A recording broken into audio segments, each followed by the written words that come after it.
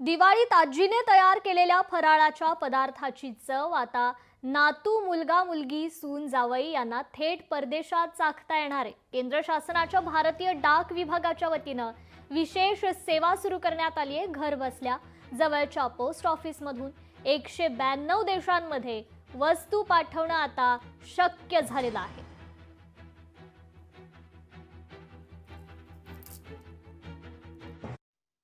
मोठी मुलगी मोनाली मंगेश पाटील जर्मनीत आहे।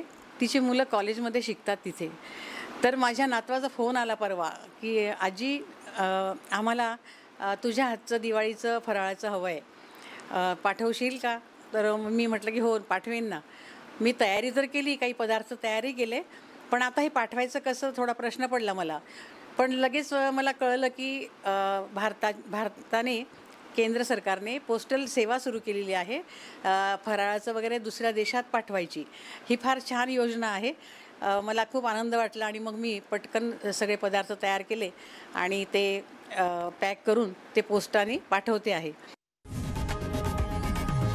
लोकशाही मराठी ऐका, पहा, जागरूक रहा।